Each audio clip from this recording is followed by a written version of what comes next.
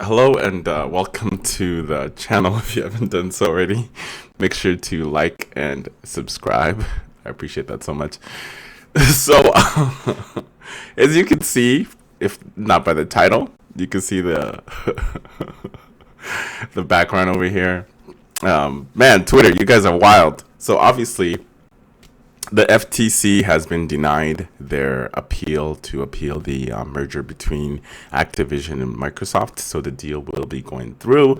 I've been following it roughly, not that crazy about it, but every time it just comes on my feed, and I would just kind of like, just take a peek because I'm interested. But what I've seen from the FTC, they didn't really have a solid case to argue against, Microsoft and Xbox. It was kind of pretty weak. Instead of, defending the gamers, instead of kind of like arguing for the gamers, they were more in like, kind of like, in Sony's, they were dick riding Sony. Let's be honest. The FTC was dick riding Sony pretty hard. And I think that's why it backfired so epically.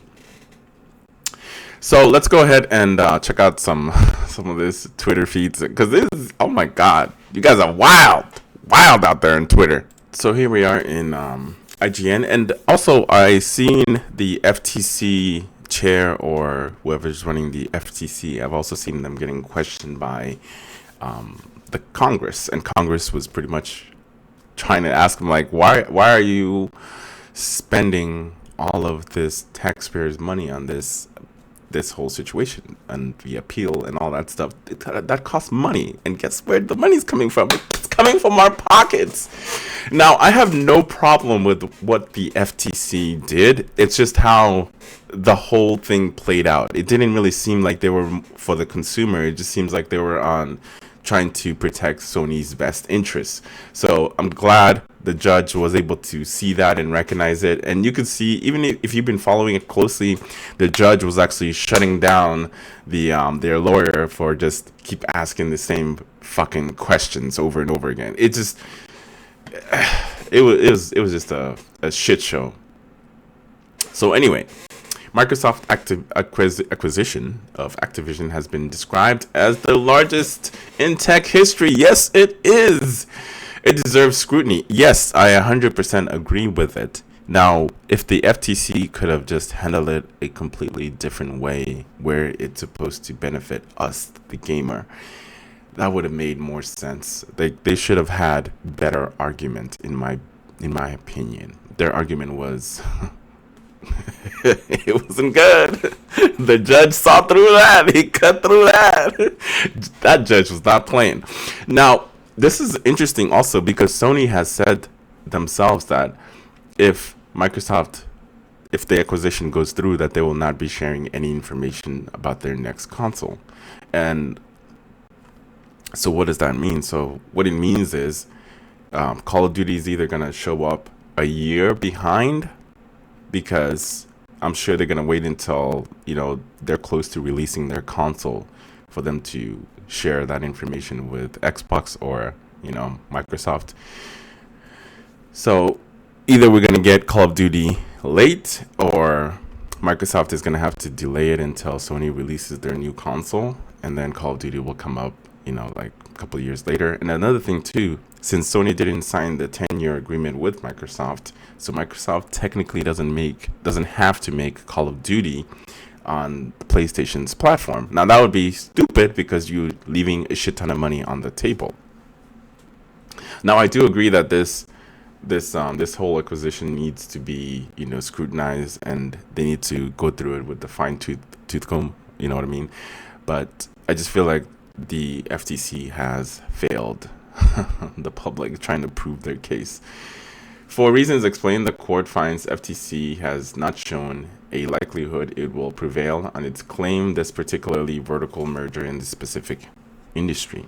Many substantially lessen competition. To contrary, the record evidence points to more consumer access to Call of Duty and other Activision content. The motion for preliminary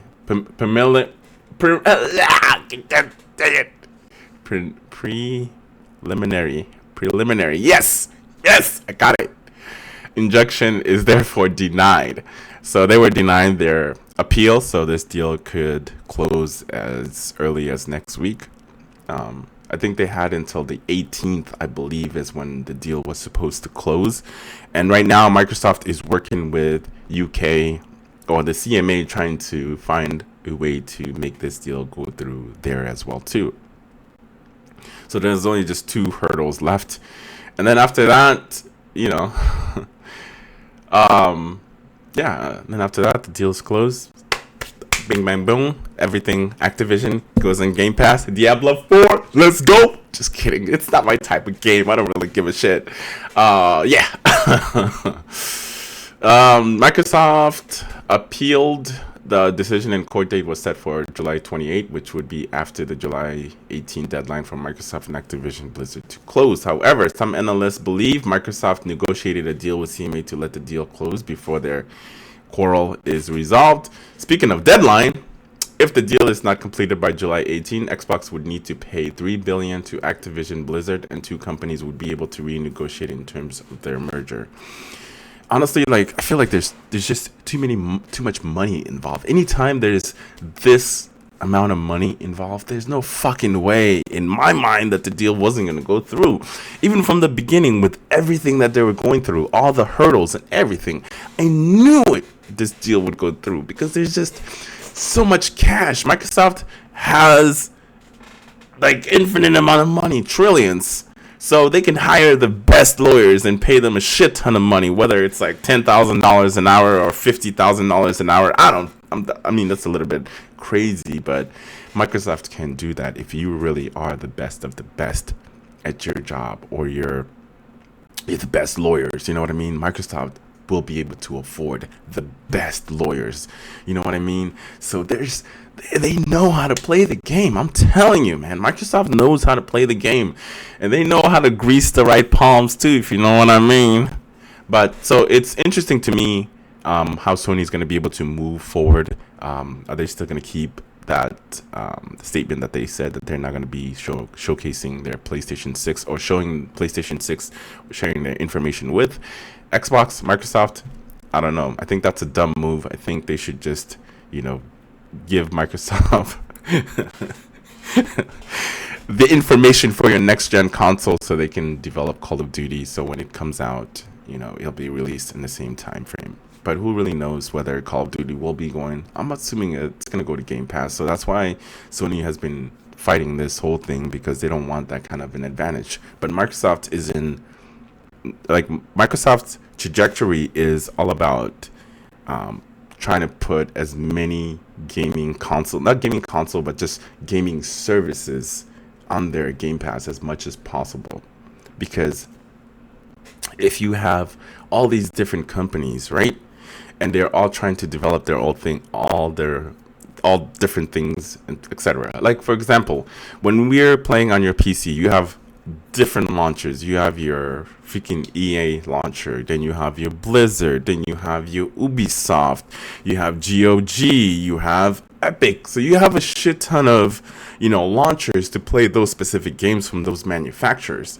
Now, what Xbox does with all these acquisitions is they start to put everything under one roof, and that can be dangerous now, but looking long term, when games have moved to a service instead of, purchasing a game for a certain price, I think that's what Microsoft is doing. They're looking at the, way into the future, way into the distance to see how they want to operate. That's why they're acquiring all these different studios and develop and publishers. Yeah, they're acquiring publishers, and that's just my opinion. I feel like they're just looking at the long term, but it's gonna be really interesting on where the chips are gonna fall. I'm not really a fan of streaming games, especially when it's not there yet. It's still stuttering, and internet is not available to everybody in, whether it's United States. Not everybody have the fast internets,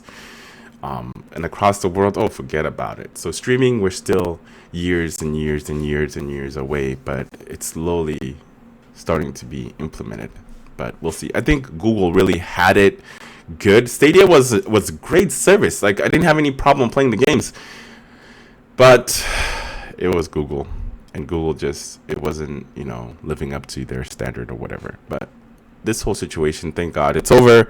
Now we can get back to our regular scheduled programs where Microsoft can show games, Sony can show their games without having to hold back and waiting for Microsoft to make a move, because that's what Sony was doing. They were just kind of like sitting back and waiting to see how Microsoft is going to react. And then when Microsoft moves, then Sony is going to be like, all right, here we go. So thank God it's over. We can move on with our lives. Let me know what you think about this whole situation. Do you think Sony is going to keep to their word and not share information with their next gen console? Or will Sony be showcasing some new shooting games so they can also compete in that market? I don't know. Sony has the money, all the developers. That's one thing Sony has, is like they have really great developers that makes the best AAA games, in my opinion. There's nobody that comes close, well, except for maybe Nintendo. Nintendo also has a good first party games, but Microsoft is definitely being left behind, but not anymore with this new acquisition. Let me know in the comments. I'll see you in the next one.